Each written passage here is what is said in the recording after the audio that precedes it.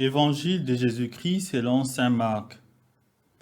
Commencement de l'évangile de Jésus-Christ, Fils des dieux. Il est écrit dans Isaïe le prophète, « Voici que j'envoie mon messager en avant de toi pour ouvrir ton chemin.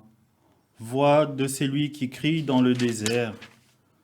Préparez le chemin du Seigneur, rendez droit ses sentiers. » Alors Jean, celui qui baptisait, parut dans le désert. Il proclamait un baptême de conversion pour le pardon des péchés. Toute la Judée, tous les habitants de Jérusalem se rendaient auprès de lui et ils étaient baptisés par lui dans le Jourdain en reconnaissant publiquement leurs péchés. Jean était vêtu de poils de chameau avec une ceinture de cuir autour de reins. Il se nourrissait des sauterelles et de miel sauvage. Il proclamait, « Voici venir derrière moi celui qui est plus fort que moi. Je ne suis pas digne de m'abaisser pour défaire la courroie de ses sandales. Moi, je vous ai baptisé avec de l'eau. Lui vous baptisera dans l'Esprit Saint. » Acclamons la parole de Dieu.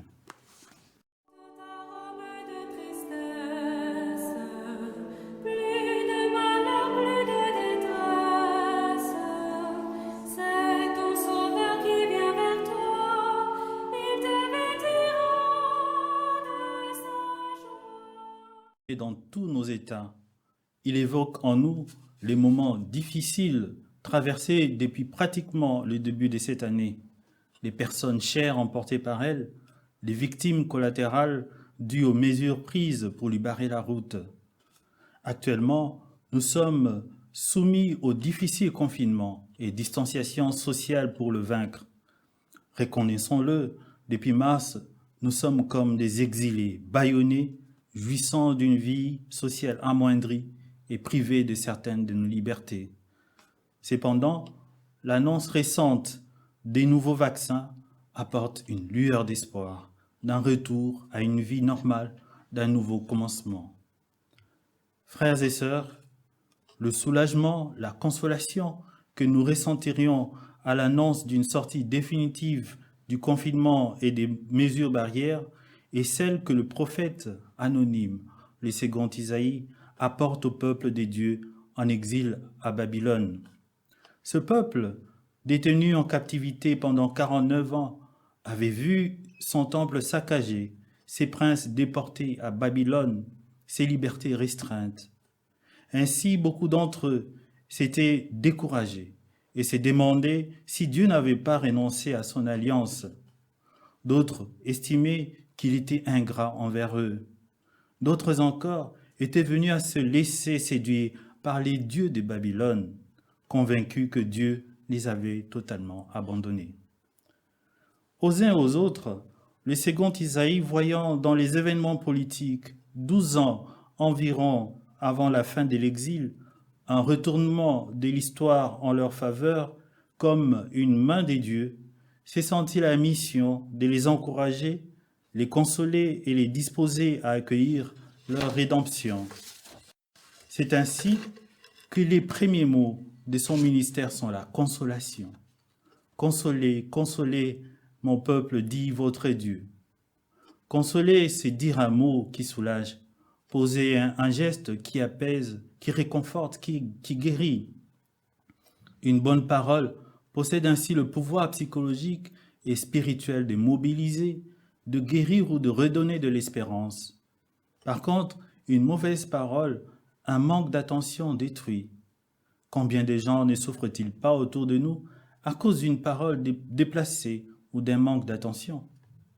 C'est peut-être pour nous aujourd'hui l'occasion de revaloriser la parole comme un moyen d'encouragement et de récréation mutuelle. Dieu s'est servi du Deutéro Isaïe pour soulager son peuple. Il s'est aussi servi de Jean-Baptiste pour annoncer au peuple des dieux que la manifestation du Sauveur était imminente. Les gens accouraient de partout pour recevoir cette flamme, cet espoir qu'il allumait en eux. Aujourd'hui, c'est Jean-Baptiste, c'est second Isaïe, c'est chacun de nous. Mais quelle est cette parole de consolation? Le second Isaïe annonce la fin de la servitude babylonienne comme un acte de miséricorde divine. Dans l'Ancien Testament, un raccourci était vite trouvé entre la souffrance et le péché. Isaïe soulage leur conscience et leur annonce qu'ils ont reçu le double de leurs fautes, c'est-à-dire qu'ils sont complètement pardonnés. Il montre ainsi que Dieu est fidèle à son alliance et que ce n'est pas leurs péchés qui feront obstacle à son amour. Ce n'est pas tout. Il leur annonce aussi que Dieu lui-même sera à leur tête lors de leur retour vers la terre promise. Il les conduira comme un berger conduit ses brebis. Voici le Seigneur Dieu, il vient avec puissance. Comme un berger, son bras rassemble les agneaux. Il les porte sur son cœur. La consolation n'est pas uniquement l'annonce de la libération comme telle, mais aussi et surtout que le libérateur, c'est Dieu lui-même. Saint Marc, faisant écho du récit de la création, débute sa narration par l'annonce d'un nouveau commencement initié par le Fils de Dieu, Jésus-Christ, en ces termes.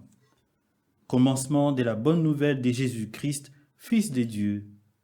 C'est Dieu qui prend la tête de son peuple, n'est-ce pas Jésus-Christ, Fils de Dieu?